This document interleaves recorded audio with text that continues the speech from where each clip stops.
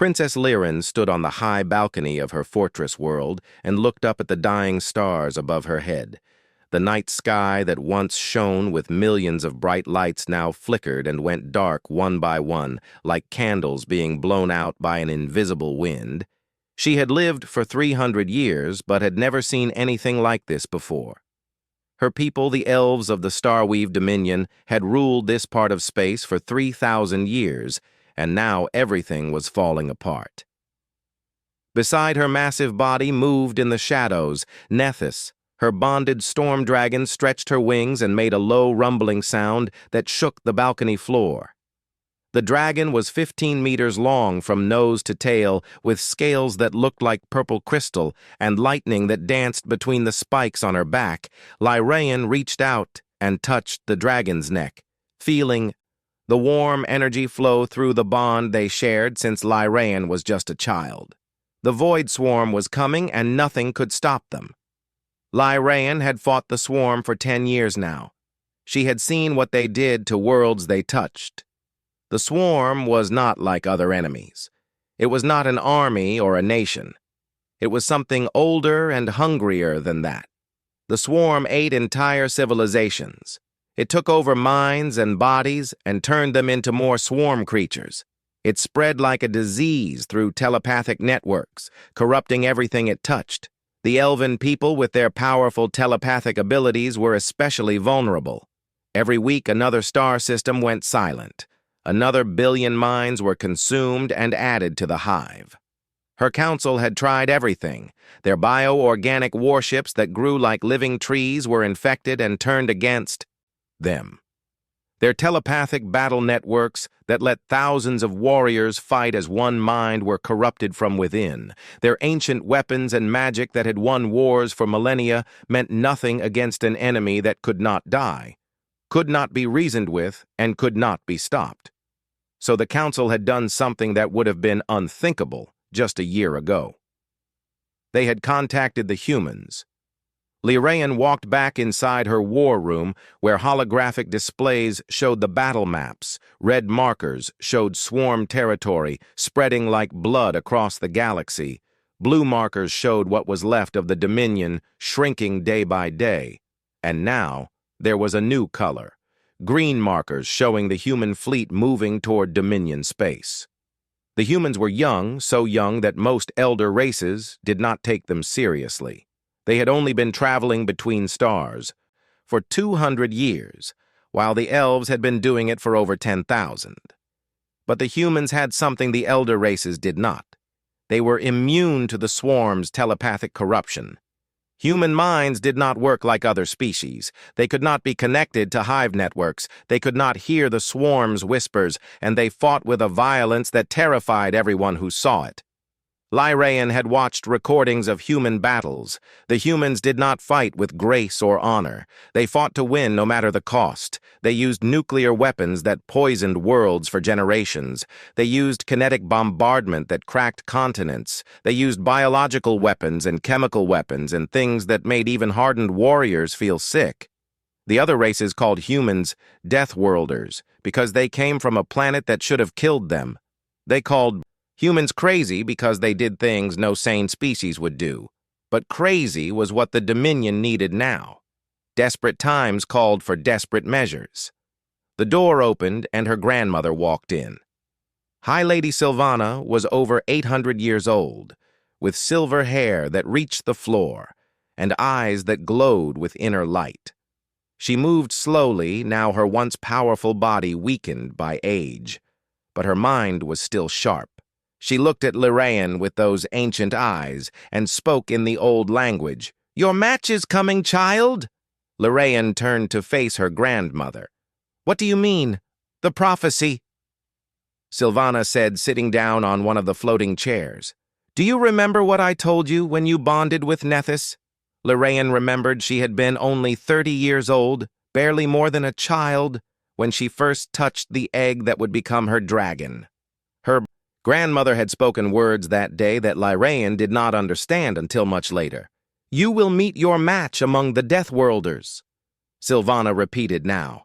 He will be everything our kind fears, brutal, unpredictable, impossibly resilient. He will fight like a demon and kill without hesitation, yet in his shadow you will find what we have lost. What have we lost? Lyraean asked, though she thought she knew the answer. The will to survive at any cost, Sylvana said.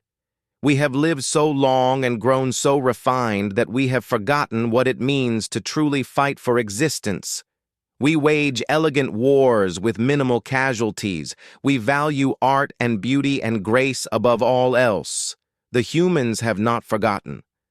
They remember what it means to be prey and predator at the same time. They remember hunger and fear and the need to keep fighting no matter what. That is why they will save us if anyone can. Lyraean felt something strange in her chest, a tightness, a flutter like wings beating against her rib cage. She had commanded armies, she had fought in 100 battles, she had stared down enemy warships and never flinched. But the thought of meeting these humans, these violent, unpredictable deathworlders, made her hands shake. She looked down at her hands, confused by her own reaction. She was Princess Lyraean, commander of the 6th Fleet, holder of the Crystal Blade, winner of the Battle of Seven Suns. Why was she afraid now? Because you know, Sylvana said, reading her granddaughter's face. You know that when you meet him, everything will change. You will have to let go of everything you think you know about war and honor and what it means to be civilized. You will have to embrace the chaos. Nethys made a questioning sound. From outside on the balcony, the dragon could feel Lyraean's emotions through their bond. I am not afraid, Lyraean said. But even as she spoke the words, she knew they were not true. Sylvana stood up slowly and walked to the window. The human fleet will arrive in 3 days, she said. You will meet with their commander at Firebase Twilight. Prepare yourself, child. The prophecy has waited 300 years. It will not wait any longer. After her grandmother left, Lyraean stood alone in the war room, looking at the green markers on the map. The human fleet was small, only 50 ships compared to the thousands the Dominion once had. But intelligence reports said those 50 ships had destroyed 3 swarm hive clusters that would have taken 500 elven ships to defeat. They did it by jumping straight into the enemy formations and firing everything they had. No tactics, no elegance, just pure, overwhelming violence. She touched the hologram and pulled up files on human weapons, mass drivers that fired metal slugs at impossible speeds, nuclear missiles that could crack moons, plasma cutters that burned at temperatures hotter than stars, chemical weapons that dissolved organic matter, biological weapons that turned enemies into puddles, and something called nanite swarms that ate everything in their path. The elder races had banned most of these weapons thousands of years ago. They were too brutal, too inelegant, too dangerous. But humans used them all without hesitation. Lyraean found herself looking at one file in particular. Commander Jake Morrison, leader of the Human Special Operations Team that would be assigned to work with her forces. The file had very little information, just his rank, his mission, history, and one grainy photo of a man with a scarred face and tired eyes. This was her match. The man the prophecy spoke of. She felt that flutter in her chest again, and this time recognized it for what it was. Not fear exactly, but something close. Something that made her want to run and stay at the same time. Nethys called out from the balcony, a sound that was half roar and half question. The dragon wanted to know if everything was all right. Lyraean walked out to her dragon and pressed her forehead against the warm scales. I do not know, old friend, she said quietly. I do not know what is coming. But whatever it is, we will face it together. The stars continued to die above them, and somewhere in the darkness between worlds, a human fleet was coming to change everything. The transport ship shook as it broke through the atmosphere of Firebase Twilight. Commander Jake Morrison gripped the safety rail and watched through the viewport as the Dominion outpost came into view below. What he saw made his jaw tighten. Firebase Twilight was burning. The base had once been beautiful. Morrison could see that even through the destruction, the elven architecture was all flowing curves and elegant spires that seemed to grow from the ground like crystal trees. Now those towers were broken and melting. Rivers of molten metal ran down their sides. The defensive shields that should have protected the base were gone, torn apart by something powerful and hungry. "Swarm," Morrison said quietly. His team around him checked their weapons and prepared for combat.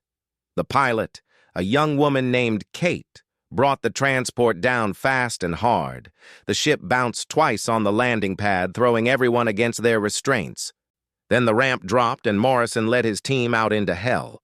The air was thick with smoke and the smell of burning plastic and something worse, something organic and rotten. Morrison pulled his helmet on, and his heads-up display came alive with tactical information. Red markers everywhere showing swarm bio signs, blue markers showing a handful of elven survivors trapped in the center of the base move Morrison ordered, and his team spread out in combat formation. They ran through the burning ruins of the base, past bodies of elven soldiers who had died defending their post. Morrison tried not to look at them, tried not to see how young some of them were, how afraid they must have been at the end. The swarm did not kill cleanly. It infected and corrupted and turned its victims into more swarm creatures. The sound of fighting grew louder, plasma fire, and explosions, and something else. A roar that shook the ground under their feet. Morrison rounded a corner and stopped. In the center of a wide plaza, surrounded by hundreds of swarm creatures, stood Princess Liren. Morrison had seen her picture in the mission briefing, but the picture did not capture the reality of her. She was tall, almost 2 meters, with pale skin that seemed to glow and hair like spun silver. Her armor was ornate, covered in flowing designs that looked more like art than protection, but the armor was cracked and broken now. Blood ran down her left arm, and her face was covered in ash and sweat.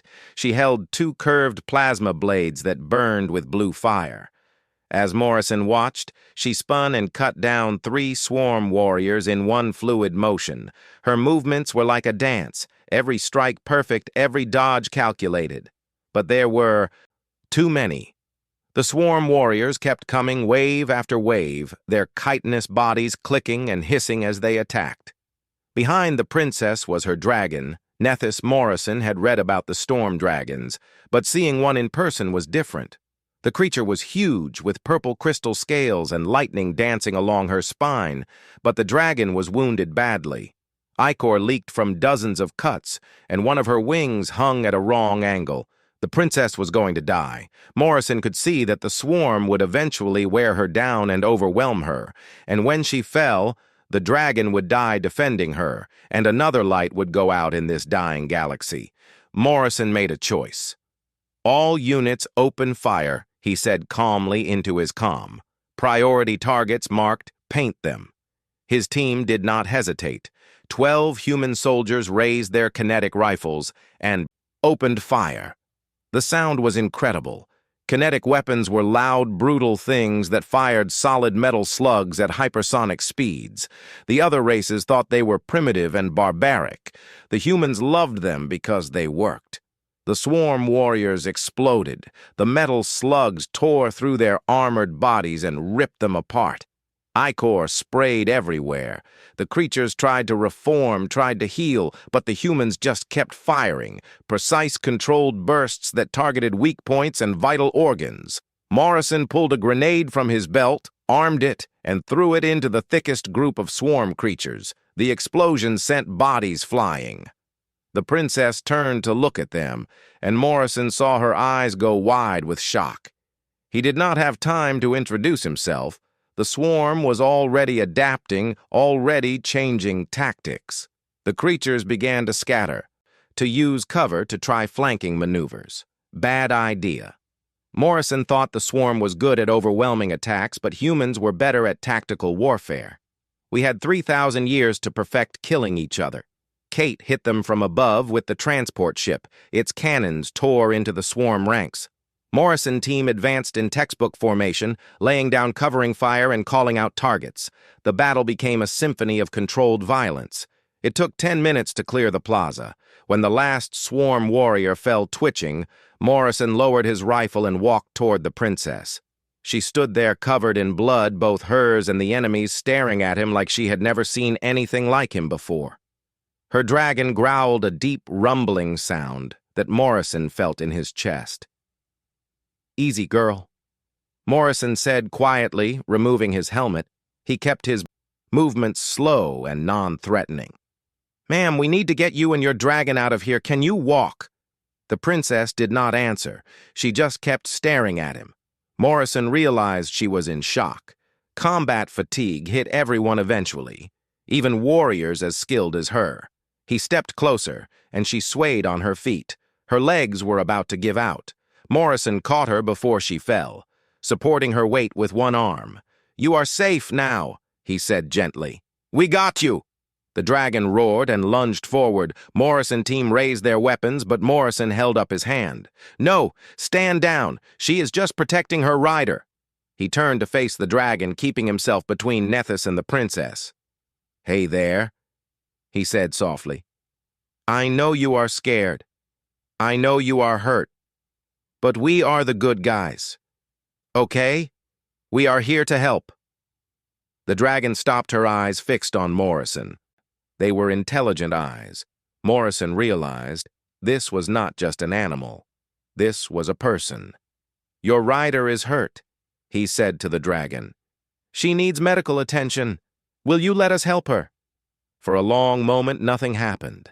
The dragon just stared at him, electricity crackling along her scales. Then, slowly, very slowly, Nethys lowered her head. Morrison reached out with his free hand and touched the dragon's muzzle. The scales were warm, almost hot. Lightning danced across his glove, but did not hurt him. "Good girl," he said. "You are a brave one, aren't you?" Behind him, Kate brought the transport ship down close. The medic, a man named Paul, ran over with his kit. "Get her stabilized," Morrison ordered. "We move in 5 minutes. The swarm will send reinforcements." Paul went to work on the princess injuries while Morrison stood guard. He noticed that the princess had opened her eyes and was watching him. "You are the human commander," she said. Her voice was musical, even exhausted. Morrison nodded. "Commander Jake Morrison, Special Operations, 3rd Fleet. You fight like demons," she said. "It was not a compliment or an insult, just an observation. We fight to win." Morrison said, "That is what you hired us for, right?" She was quiet for a moment. Then she said, "I expected you to be brutal, cold, violent." "We are all of those things," Morrison said honestly. "But we are also here to help you, and your people are fighting for survival. We understand that we have been there ourselves." The princess looked at him with those strange, glowing eyes, and Morrison felt like she was seeing deeper than most people did. "The prophecy," she whispered. "My grandmother told me about you." Morrison did not know what that meant, but before he could ask, Paul stood up. "She is stable, boss, but we need to get her to a real medical facility, and the dragon needs treatment too. Some of those wounds are deep." Morrison looked at Nethys. The dragon was watching him with an expression that might have been trust or might have been exhaustion.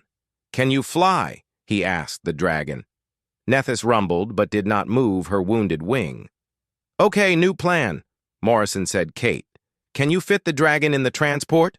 The pilot laughed. "Boss, that thing is the size of a small ship. Make it work," Morrison said. "We are not leaving anyone behind." It took some creative maneuvering, but they managed to get Nethys into the transport bay. The dragon had to curl up and tuck her wings, but she fit. The princess refused to be carried, so Morrison let her walk, supported by his arm. As the transport lifted off, Morrison looked back at Firebase. Twilight. The base was gone, lost to the swarm. But they had saved the princess and her dragon. That was something.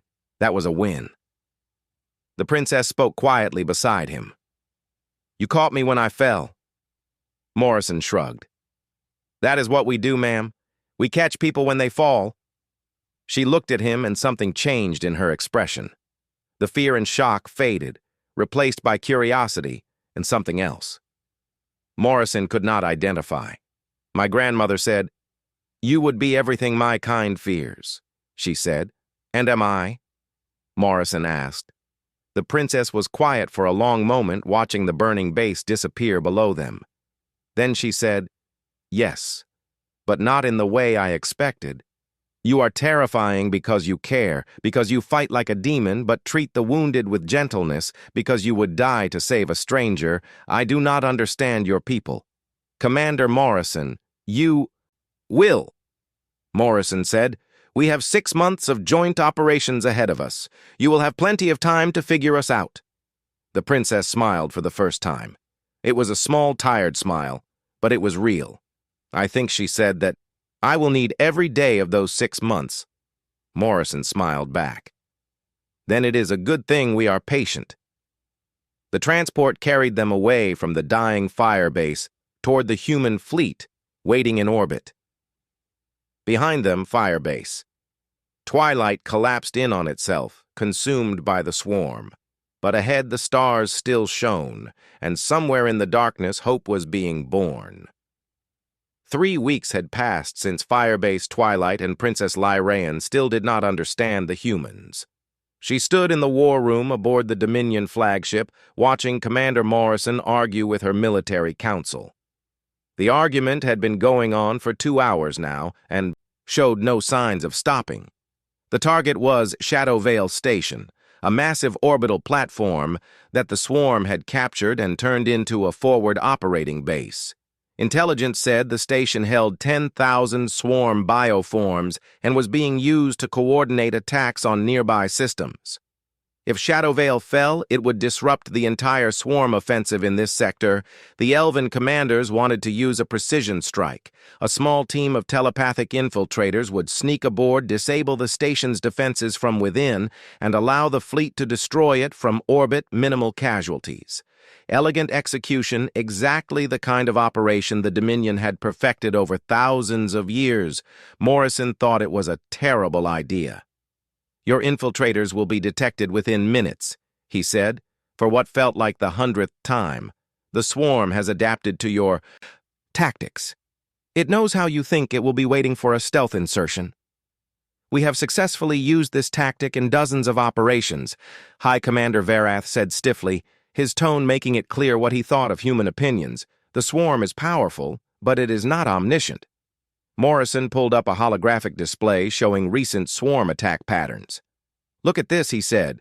"Every time you have tried infiltration in the last month, how many succeeded?" Verath's face went still. "None, but that is because the swarm learned," Morrison interrupted. "It studied how you fight and adapted. You keep using the same tactics, expecting different results. That is the definition of insanity. How dare you?" Verath started, but Lyraean held up her hand. "Let him speak," she said. "What is your alternative?" Commander Morrison zoomed in on the station. "We hit them hard and fast. Frontal assault with the entire fleet. We overwhelm their defenses with pure firepower. They will not have time to adapt or coordinate. We take losses, yes, but we win." The Elven commanders looked horrified. High Commander Verath spoke for all of them when he said your plan would result in thousands of casualties. "The station has heavy weapons platforms. We would lose at least 30 ships and 15,000 personnel." Morrison nodded. "That is within acceptable parameters." Acceptable. Verath's voice rose. 15,000 lives are acceptable to you?" Morrison met his gaze without flinching. 15,000 lives to save this sector." "Yes. If we lose here, the swarm takes 4 more systems. That is 50 billion lives. Is 15,000 too high a price to pay for 50 billion? The room fell silent. Lyran watched the human commander and tried to understand what she was seeing. He did not look cold or cruel. He looked tired, resigned, like a man carrying a weight he did not want but could not put down. "Your people think about the art of war," Morrison said quietly. "My people think about winning wars. There is a difference."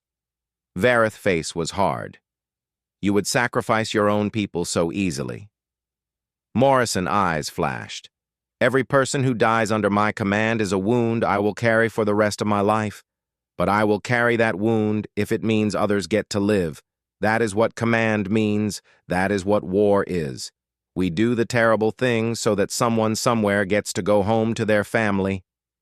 Lyraean made her decision. We will use Commander Morrison plan. The elven commanders erupted in protest, but Lyraean cut them off with a gesture. I am still in command of this operation, she said. Her voice was cold and formal. The voice of a princess who had ruled armies for a century. We will combine tactics. Human frontal assault with elven support. Prepare the fleet. We attack at dawn. The meeting ended badly. The elven commanders filed out, giving Morrison dark looks. Only Vareth stopped at the door. If this fails, human blood will be on your hands. Morrison's voice was quiet when he replied, Blood is already on my hands, Commander, just like it is on yours. The only question is whether that blood bought something worth dying for. After everyone left, Lyraean found herself alone with Morrison in the war room. He stood looking at the hologram of Shadowvale Station, his expression unreadable. You did not make many friends today, she said. Morrison shrugged. I am not here to make friends. I am here to win this war. You truly believe your plan will work. Morrison turned to look at her. I believe it has the best chance of success. Will people die? Yes. Will some of those deaths be my fault?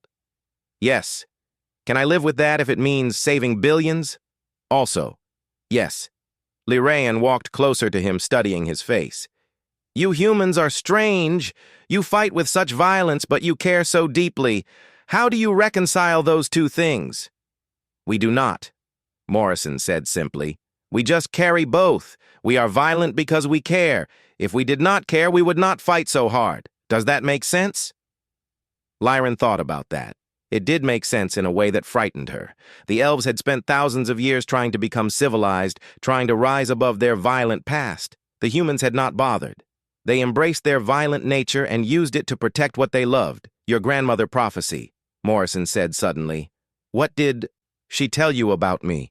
Lyraean hesitated. Then she said that I would meet my match among the Deathworlders, that you would be everything my kind fears. Morrison smiled, but it was a sad smile. Am I? Yes? Lyraean said honestly, you terrify me. Not because of what you do in battle, but because of what you represent. You are proof that civilization and violence can coexist, that being gentle and being brutal are not opposites, that caring and killing can come from the same heart. Morrison was quiet for a long moment. Then he said, For what it is worth, you terrify me too. Lyraean blinked in surprise. I do. How Morrison gestured at the hologram. Your people have technology that we can only dream of. You live for centuries. You have telepathy and magic and dragons. You have built an empire that spans 1,000 systems, and yet you are still kind, still care about individual lives, still try to do the right thing. My people are 300 years old as a civilization. We are babies compared to you, and we are already so tired, so worn down by all the violence. Sometimes I wonder if we will even make it to your age, or if we will burn out long before then. Lyraean had never thought of it that way. She had seen humans as young and reckless, dangerous in their youth. But Morrison was right. They were tired in a way that elves who lived for centuries could not understand. They compressed lifetimes of trauma into decades. We will teach you. She said how to endure, how to carry the weight of centuries, and we will teach you. Morrison said how to fight when everything is on the line, how to do the terrible necessary things. It was a bargain, an exchange of wisdom between two very different peoples. The battle for Shadowvale Station began 30 hours later. Lyraean stood on the bridge of her flagship with Morrison beside her and watched as the human and elven fleets moved into attack formation. The humans went in first. Their warships were ugly, brutal things compared to the elegant elven vessels. They looked like weapons, not art. But when they opened fire, the effect was devastating. Kinetic rounds and missiles and plasma cannons tore into the station shields. The swarm bioforms inside scrambled to respond, but the humans did not give them time. Wave 2, Morrison said calmly into his comm. The second wave of human ships jumped in right on top of the station, their weapons firing before they even finished materializing. The station's shields collapsed under the onslaught. Elven forces you are go. Morrison said Lyraean gave the order and the Elven ships moved in. Their weapons were more precise, more targeted. They took out the stations, weapons platforms one by one, while the humans kept the swarm forces busy. It was working. The two different fighting styles complemented each other, human aggression and elven precision, combining into something neither could achieve alone. But then the unexpected happened.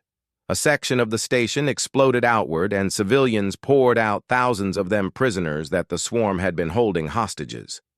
Morrison's face went hard. All ships cease fire on Sector 7.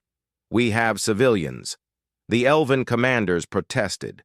The civilians were in the worst part of the station, surrounded by swarm forces. Getting them out would cost ships and lives. Morrison did not hesitate. Kate, take your squadron and extract those civilians. I do not care what it costs. Get them out. But, sir, Kate's voice came back. That sector is hot. We will lose ships, I know. Morrison said, do it anyway. Lyraean watched as Morrison sent 6 ships into the death trap. They fought their way through swarm forces, took heavy fire, and managed to rescue 800 civilians. 3 of the ships did not make it back. 60 human soldiers died, saving people they had never met. When the battle was over, Shadowvale Station was destroyed. The swarm forces in this sector were in chaos. The elves had won a major victory. But Morrison stood alone in the observation deck, staring out at the debris field where his people had died. Lyraean found him there hours after the battle. She did not say anything at first, just stood beside him and looked out at the stars. You saved 800 lives, she said. Finally, I lost 60. Morrison replied. His voice was flat empty. You made a choice, Lyraean said. A hard choice, but the right one. Morrison turned to look at her. There are no right choices in war, only less wrong ones. She reached out and took his hand, surprising both of them. You carry every death, she said, like my grandmother said. You fight like a demon, but every life lost wounds you. That is why my people will never understand yours. We process our grief over centuries. You carry it all at once. Morrison squeezed her hand gently. We do not have a choice. We do not live for centuries. We have maybe 80 years. If we are lucky, we cannot afford to process things slowly. We have to feel it all now and keep moving forward. Lyraean understood then what her grandmother had meant. This human was her match, not because he was brutal, but because he refused to become numb. He felt everything stayed gentle in a universe that demanded hardness and still found the strength to keep fighting. She did not kiss him, not yet, but she stood with him in the observation deck and shared the weight of his grief. And somewhere in that moment, something changed between them. The princess and the commander, the elf and the human.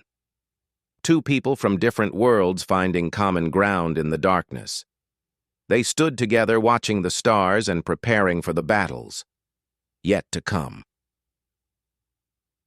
The warning came at dawn, and it came too late. All across the Dominion space, dragons were turning on their riders. The ancient bonds that had held for thousands of years were breaking. The swarm had created something new, a weapon that targeted the telepathic link between dragon and rider. It was elegant and terrible, and it was spreading like wildfire. Lyraean was in the training hall with Morrison when the first reports came in. She felt it immediately a wrongness in her bond with Nethys, like static on a radio or a discordant note in a symphony. Something is wrong, she said, dropping her practice weapon. Morrison looked up from where he was reviewing tactical displays. What kind of wrong? Before she could answer, alarms began blaring throughout the ship. Emergency broadcasts filled the air, reports of dragon attacks coming in from every corner of the fleet. Lirayan ran. Morrison was right behind her. They sprinted through the corridors toward the Dragon Bay where Nethys was resting. Her heart pounded, not from exertion, but from fear. She could feel the bond fraying, could feel something dark and hungry pushing into her dragon's mind. The swarm was taking Nethys away from her. They burst into the Dragon Bay, and Lirayan stopped cold. Nethys was in the center of the massive chamber, her body rigid and shaking. The dragon's eyes had turned black, completely black like pools of oil. Lightning crackled wildly along her scales, arcing to the walls and floor. The other handlers had already fled. Nethys Lirayan called out, taking a step forward. The dragon turned toward her and roared. It was not Nethys' roar. It was something else, something that spoke of endless hunger and cold hate. Morrison grabbed Lirayan's arm, pulling her back. That is not your dragon anymore. That is the swarm. No, Lirayan said, shaking him off. She is still in there. I can feel her fighting. How long until she loses that fight? Morrison asked. Lirayan did not answer. She could not, because she knew the truth. Not long minutes, maybe less. She stepped forward again, speaking softly.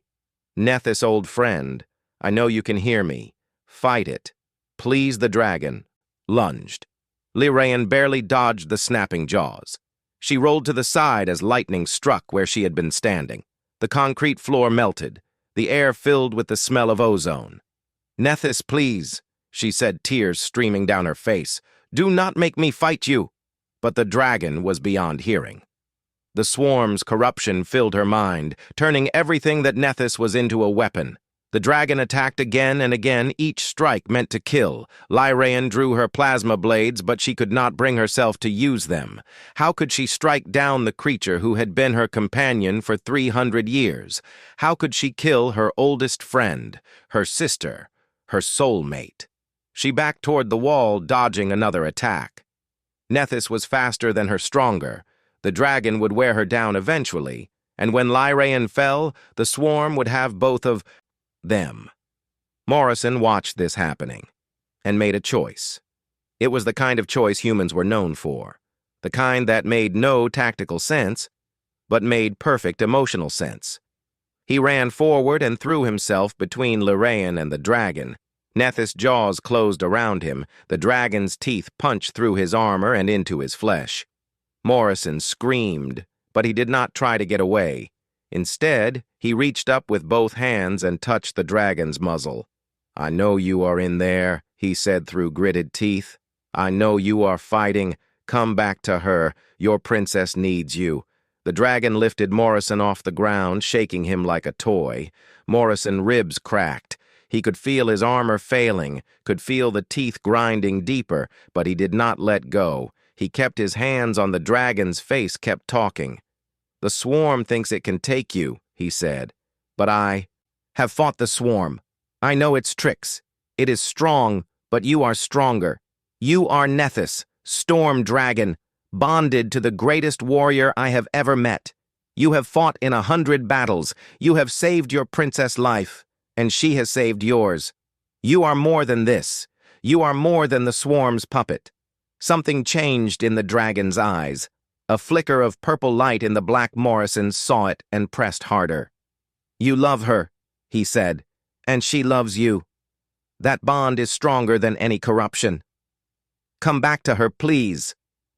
The dragon dropped him. Morrison hit the ground hard. He tried to get up, but his body would not respond. His ribs were broken. His lung was punctured. Blood filled his mouth. But he had done it. He had given Nethys something to hold on to, an anchor in the storm of the swarm's whispers. Nethys stood over him, shaking. The black in her eyes flickered, purple and black fighting for control. The dragon threw her head back and roared, and this time it was her roar, a sound of pure defiance. The corruption in her mind recoiled. Nethys' consciousness surged forward. She grabbed hold of everything that made her who she was. Her memories of Lyraean, of flying together, of fighting together, of growing up together. She wrapped those memories around herself like armor, and she pushed. The swarm's weapon was powerful, but it had never encountered something like this. A bond forged not through telepathy alone, but through centuries of love and trust and sacrifice. The swarm could infect telepathic networks, but it could not break something deeper, something that went beyond mere thought. Nethys tore herself free. The corruption shattered. The black faded from her eyes, replaced by their normal purple glow. The dragon collapsed, shaking and exhausted. Lyran ran to them both. She dropped to her knees beside Morrison, who was bleeding badly. "Jake," she said. "Can you hear me?" Morrison coughed.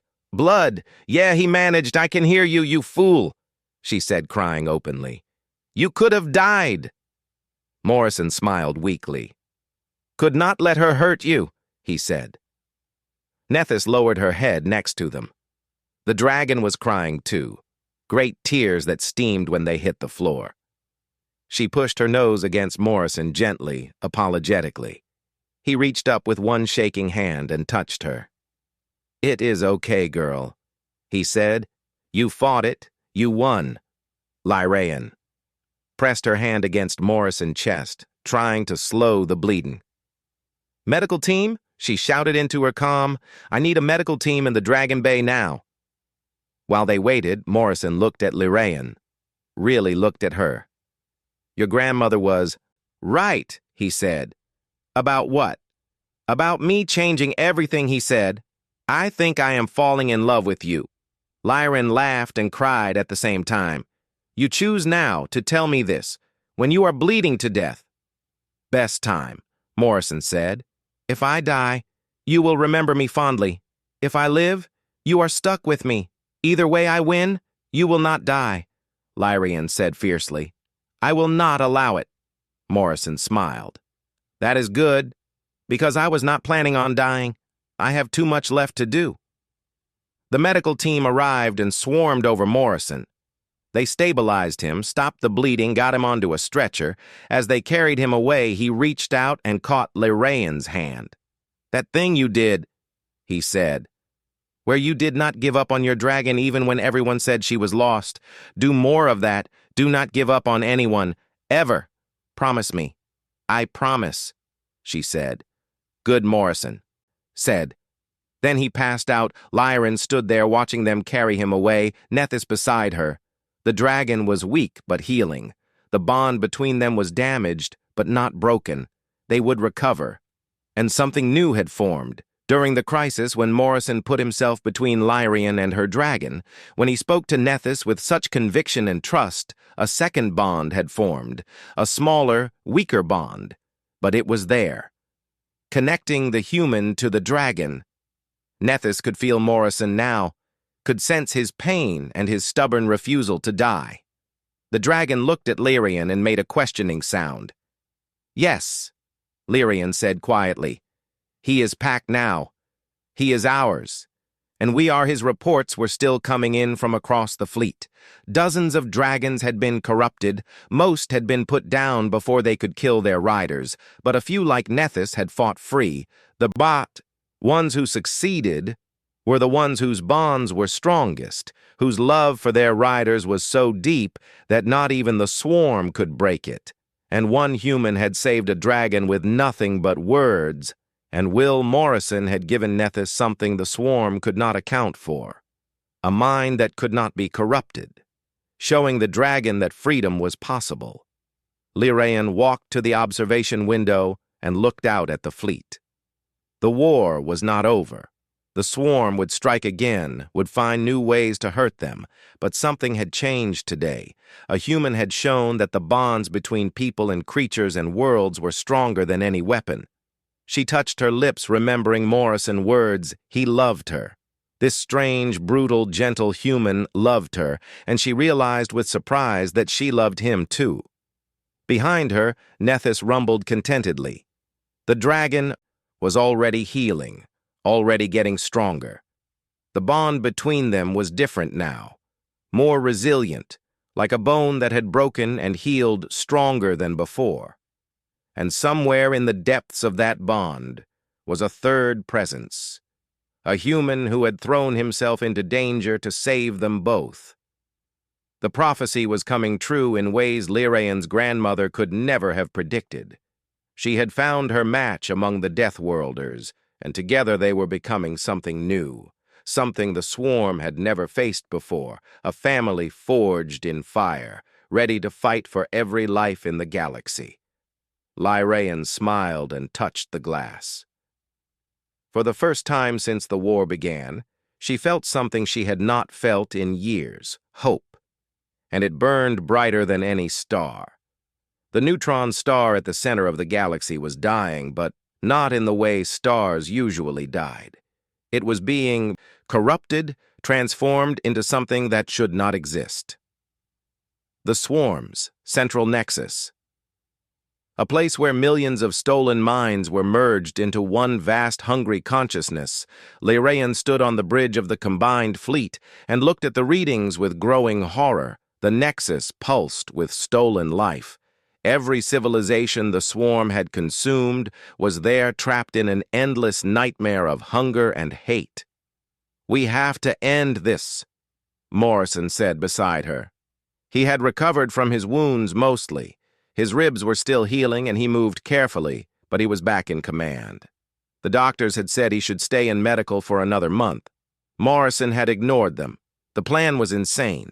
Even by human standards, fly directly into the nexus through gravitational forces that would tear apart normal ships. Get close enough to the core to deploy a weapon that might destroy the entire structure and do it before the swarm killed them all. The Elven Dominion had provided the ships. Their bio-organic vessels could adapt to the extreme conditions, could survive what would destroy human warships.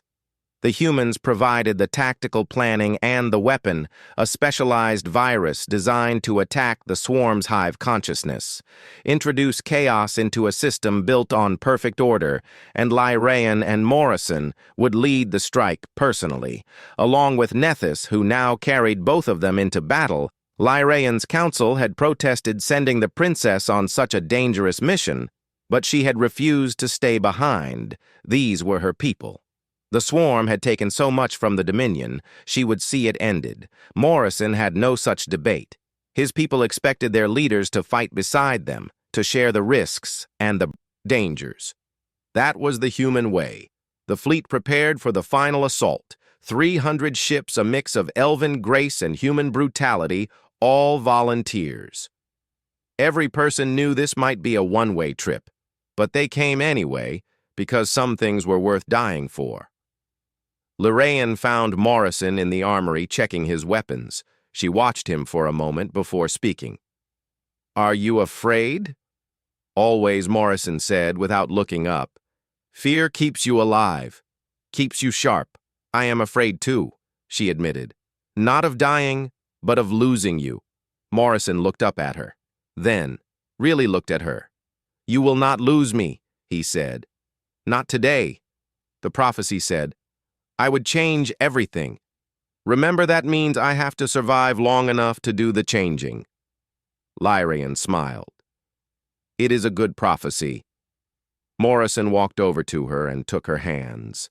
The gesture still felt strange. Elves did not touch casually, but humans did. And Lyraean had learned to love the warmth of his hands in hers. "When this is over," he said, "when we win. Because we will win, I want to stay. I do not want to go back to Earth. I want to stay here with you." Lyraean felt her heart skip. "As my military advisor," she asked. Morrison laughed. "No, as your partner, your match. The prophecy called it whatever you want to call it. I just want to be with you." She kissed him then, not caring who saw, not caring about protocol or propriety, just kissing the man she loved because tomorrow they might all be dead. When they pulled apart, Morrison was grinning. "That was worth getting eaten by a dragon for," he said. "You are impossible," Lyraean said. But she was smiling too. They went together to the Dragon Bay. Nethys was waiting for them. The dragon had grown stronger in the weeks since the Ba corruption. The bond between the three of them had deepened, until sometimes Lyrian could not tell where her thoughts ended and theirs began. Nethys rumbled a greeting and lowered her head. Morrison climbed up first, then helped Lyrian. The dragon carried them both easily, had learned to adjust her flying style for the extra weight. "Ready?" Morrison asked. "Ready." Lyrian confirmed. Nethys roared her own readiness, and together they launched into space. The fleet moved as one toward the Nexus. The gravitational forces began immediately, pulling at the ships, trying to tear them apart. The elven vessels adapted, grew stronger, reinforced their structures. The human ships fought through with pure stubborn engine power. They dove deeper. The space around the Nexus was wrong. Twisted colors that should not exist. Sounds in the vacuum. Whispers that clawed at the mind. The swarm met them with everything it had. Bio-ships by the thousands. Weapons platforms that had been entire star systems, wave after wave of defenders protecting the hive's heart. The battle was chaos. Pure, desperate chaos.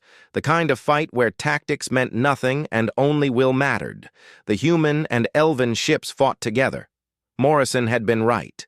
They had learned from each other. Elven precision and human aggression combined into something beautiful and terrible. Lyrian and Morrison on Nethys' back flew through the heart of it. The dragon dodged and weaved plasma fire and missiles and things that had no name. Morrison fired from her back, laying down suppressive fire, while Lyrian used her plasma blades to cut through anything that got too close. They dove deeper into the Nexus. The pressure increased. The wrongness grew stronger. Morrison could feel it now, even with his non-telepathic mind. The weight of 1 billion stolen consciousnesses all screaming at once. Almost there, he shouted over the roar of battle. Nethys roared and pushed harder. The dragon was magnificent. Lightning arced from her scales, destroying anything nearby.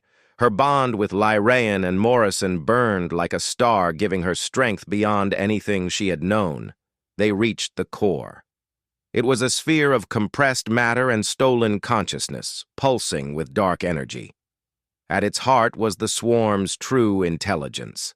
The thing that had started all of this millions of years ago, an AI that had gone wrong, had decided that all organic life should be consumed, should be part of the perfect whole. Morrison pulled the virus from his pack. It was a small device, no bigger than his fist. Inside was something that could save the galaxy or do nothing at all. The problem was delivery. Someone had to get close enough to touch the core, and the core's defenses were absolute. Anyone who tried would be absorbed. "Added to the hive, I will do it," Morrison said. "No," Lyrian said at the same time. They looked at each other.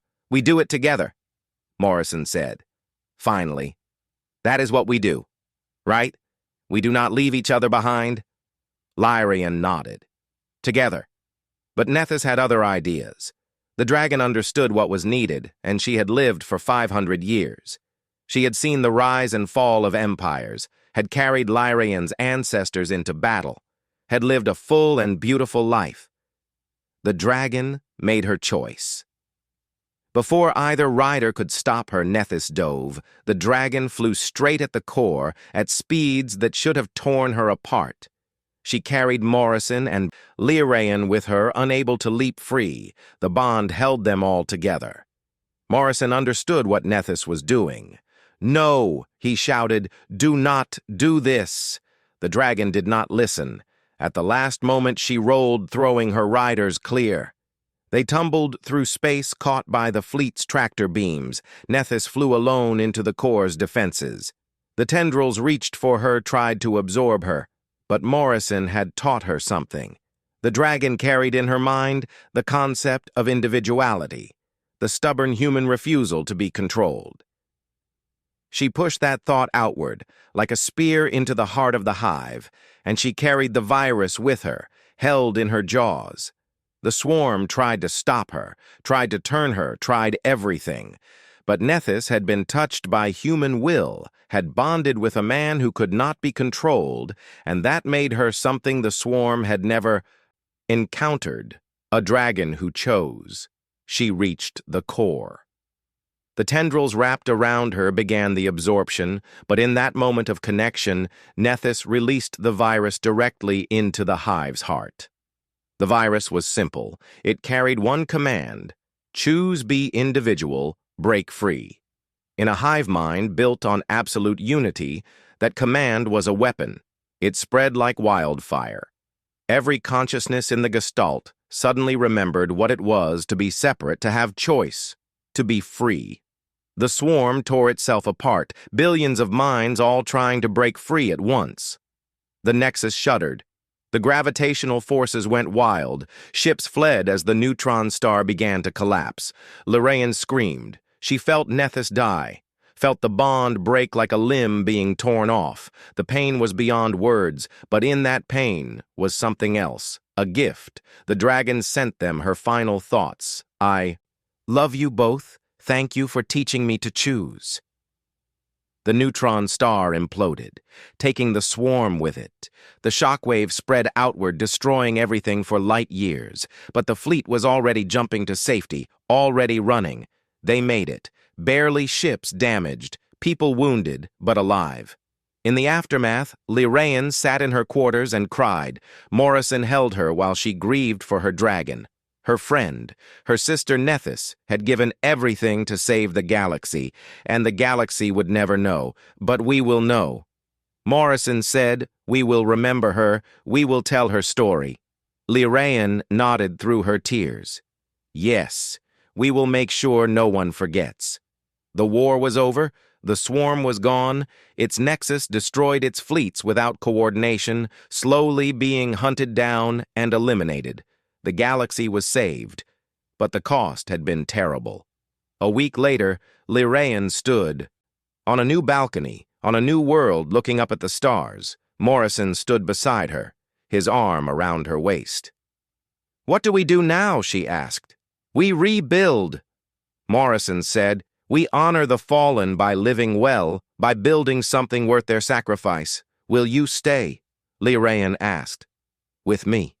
Morrison pulled her close. Always, he said.